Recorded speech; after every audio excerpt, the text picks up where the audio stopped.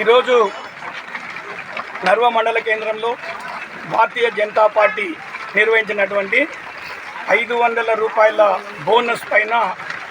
ధర్నా నిర్వహించడం జరిగింది. అందులో భాగంగానే గత 6 నెలలుగా రైతాంగానికి వాళ్ళు పండించినటువంటి సన్న వడ్ల పైన 500 రూపాయల బోనస్ ఇస్తామని చెప్పేసి ఇంతవరకు కూడా ఇవ్వకపోవడం చాలా దారుణమైన పరిస్థితి ఈరోజు రైతాంగం అంతా కూడా ఎదుర్కొంటున్నది. ఈరోజు ఎక్కడికి వెళ్ళినా కూడా తెలంగాణ యావత్ రైతాంగం అంతా కూడా 500 రూపాయలు ఎప్పుడు ఇస్తారు అని చెప్పేసి ఎదురు చూస్తున్న తరుణంలో వాళ్ళు ఇస్తారా లేదా అని ఈరోజు భయాందోళన గురవుతున్న తరుణంలో వాళ్ళకి యూరియా పేరు మీద ఒక పెద్ద బాంబు కూడా పడి రైతాంగం అంతా కూడా అయోమయ పరిస్థితుల్లో ఉన్నది. దానికి అనుగుణంగానే ఈరోజు మక్తల్ నియోజకవర్గంలోని నర్వ మండల కేంద్రంలో పార్టీ అధ్యక్షుడు అజిత్ సింహారెడ్డి రెడ్డి నీరజ్ ఆధ్వర్యంలో జరిగినటువంటి ఈ యొక్క మహాధర్నాకు వచ్చినటువంటి కార్యకర్తలందరికీ హృదయపూర్వక ధన్యవాదాలు తెలియజేస్తూ,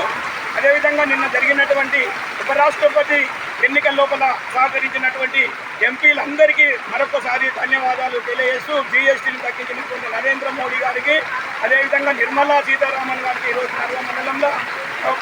పాలాభిషేకం చేయడం జరిగింది. అదేవిధంగా మన మక్తల్ నియోజకవర్గంలోని కృష్ణా రైల్వే స్టేషన్లో నుంచి వెళ్లాల్సినటువంటి ప్రయాణికులకు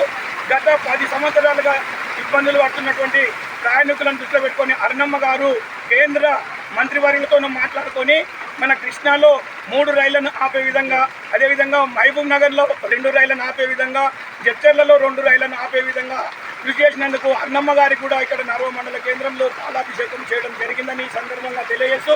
కాంగ్రెస్ నాయకులు మీరు ఇచ్చినటువంటి హామీలను తుంగలో దొక్కి 420 అనే ఒక హామీలను తీసుకొచ్చి ఆ రోజు రైతాంగం అంతా ఓటర్ మహాశైలంతా చాలా మీ యొక్క 420 అంటే 420 అనే ఒక సంకేతాన్ని మర్చిపోయి మీకు ఓట్లేసి ఈరోజు మోసపోయినటువంటి తెలంగాణ ప్రజానీకానికి రాబోయే రోజులలో మీకు పుట్టగతులు ఉండకుండా చేస్తామని చెప్పేసి ఈ సందర్భంగా కాంగ్రెస్ నాయకులను హెచ్చరిస్తూ, వీలైనంత తొందరగా గతంలో అంటే యాసంగి పంటలో మీరు కొన్నటువంటి సన్న వడ్లకు 500 రూపాయల బోనస్